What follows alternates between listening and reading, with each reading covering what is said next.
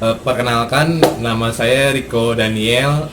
Saya dari kelas 3 KL04 dengan nomor NPM 161181109. Pada hari ini saya akan membuat video menjelaskan tentang sistem pakar. Iya, pertanyaan nomor satu yaitu menjelaskan pengertian sistem pakar menurut para ahli. Yang pertama ada dari William Stubblefield tahun 1993. Menurut dia, sistem pakar adalah suatu program yang dapat menirukan seorang pakar.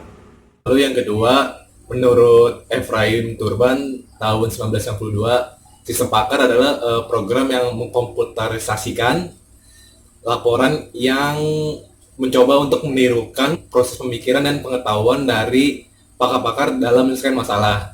Lalu yang ketiga dari Geratano tahun 1989, sistem pakar ialah suatu sistem komputer yang berusaha menyerupai atau meniru kemampuan seorang pakar.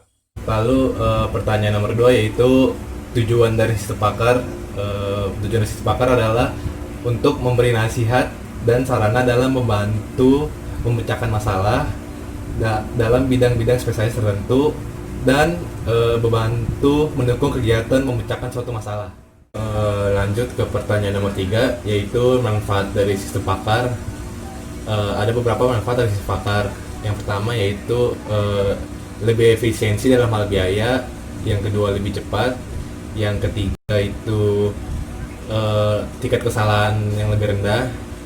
Yang keempat itu menurunkan resiko. Dan yang kelima dia lebih aman. Lalu lanjut ke pertanyaan nomor 4 yaitu tentang kegunaan sistem pakar dalam berbagai bidang. Yang pertama dalam bidang otomotif yaitu mendiagnosa kerusakan mesin sepeda motor. Caranya dengan menggunakan metode forward chaining, yaitu dengan menginput informasi awal berupa gejala yang terjadi pada mesin motor tersebut, lalu bergerak maju mencocokkan informasi selanjutnya sampai mendapat output yang sesuai. Sistem pakar akan memberi kesimpulan berupa kerusakan yang terjadi pada mesin tersebut dan cara solusi untuk menangani mesin tersebut. Lalu yang kedua dalam dunia manufaktur, dalam bidang perencanaan aktivitas pabrik ada yang namanya aplikasi Master Production Scheduling atau MPS yang berfungsi mengatur dan mengkoordinasikan urutan-urutan proses penjadwalan manufaktur tertentu. Lalu dalam bidang pendidikan ada aplikasi dalam bidang matematika yaitu untuk menyelesaikan soal-soal diferensial dan integral yang diberi nama DIITS.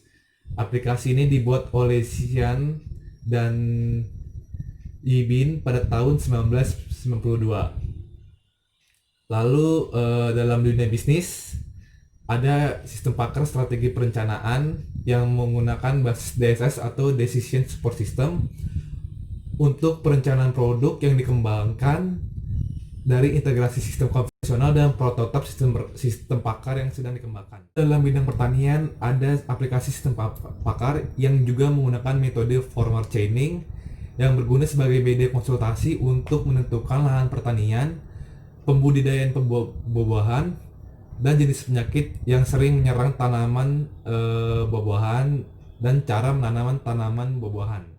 Menerima kesimpulan pendapat pribadi saya tentang sistem pakar ini merupakan teknologi yang bisa digunakan di berbagai bidang, hampir di semua bidang. Hanya saja sistem pakar ini juga mempunyai beberapa kelebihan dan kekurangan. Kekurangannya ada beberapa, yaitu sulit dikembangkan karena erat kaitannya dengan kesenian para ahli, karena sistem pakar ini ilmunya itu harus bekerjasama dengan para ahli pakar-pakar. Lalu biaya untuk mengembangkan dan memelihara suatu sistem pakar itu agak mahal bagi perusahaan-perusahaan atau usaha-usaha skala kecil. Lalu berkurangnya daya kerja dan produktivitas manusia karena semua tugas dikerjakan oleh sistem pakar. Namun kelebihannya yaitu menambah efisiensi dan menghemat waktu untuk menyelesaikan suatu masalah yang cukup rumit atau kompleks. Lalu pengetahuan dari seorang pakar dapat kita gunakan terus-menerus tanpa ada batas waktu karena pengetahuannya sudah kita masukkan ke dalam sistem pakar tersebut.